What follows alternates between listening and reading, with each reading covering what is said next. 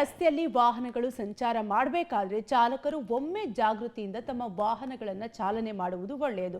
ಯಾಕೆ ಅಂತೀರಾ? ಈ ಸ್ಟೋರಿ ನೋಡಿ.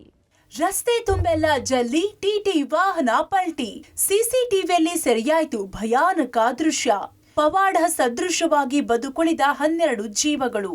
ಹೌದು, ಒಮ್ಮೆ ಈ ಮನೆಯ ಸಿಸಿಟಿವಿಯಲ್ಲಿ ಸೆರೆಯಾದ ಈ ದೃಶ್ಯವನ್ನ ನೋಡ್ಬಿಡಿ. ಹೀಗೆ ಎದೆ ಜಲ್ಲೆನಿಸುವ ಭಯಾನಕ ಅಪಘಾತದ ದೃಶ್ಯ ಸೆರೆಯಾಗಿದೆ. ಈ ಘಟನೆ ಬೆಂಗಳೂರು ಹೊರವಲಯ ನೆಲಮಂಗಲ ತಾಲೂಕಿನ ಗೇರೆಹಳ್ಳಿಯಲ್ಲಿ ನಡೆದಿದೆ. ಟಿಟಿ ವಾಹನದಲ್ಲಿ ಚಾಲಕ ಸೇರಿದಂತೆ ಸುಮಾರು 12 ಮಂದಿ ಸಂಚಾರವನ್ನ ಮಾಡ್ತಿದ್ರು. ಈ ವೇಳೆ ಹಳ್ಳಿಯ ರಸ್ತೆಯಲ್ಲಿ ಮನೆ ನಿರ್ಮಾಣಕ್ಕೆ ಜಲ್ಲಿಯ 1 ಲೋಡ್ ಡಂಪ್ ಮಾಡಲಾಗಿತ್ತು.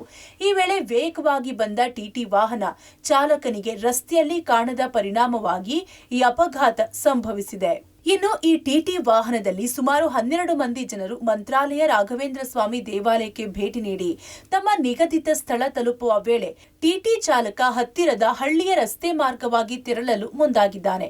ಈ ವೇಳೆ ಚಾಲಕನ ನಿಯಂತ್ರಣ ಹಾಗೂ ರಸ್ತೆಯಲ್ಲಿ ಜಲ್ಲಿಯ ರಾಶಿ ಕಾಣದ ಪರಿಣಾಮ ಈ ಅಪಘಾತ ಸಂಭವಿಸಿ ಟಿಟಿ ವಾಹನ ಪಲ್ಟಿಯಾಗಿದೆ.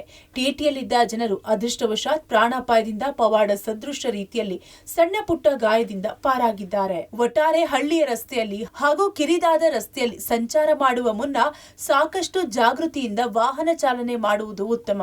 ಇನ್ನು ಜನರು ಕೂಡ ರಸ್ತೆಯಲ್ಲಿ ಜಲ್ಲಿಕಲ್ಲು ಸುರಿದು ಇನ್ನೊಬ್ಬರ ಪ್ರಾಣಕ್ಕೆ ಕುತ್ತು ತಂದ್ರೆ ಯಾರು ಹೊಣೆ? Prakash, public TV, Nelamangala.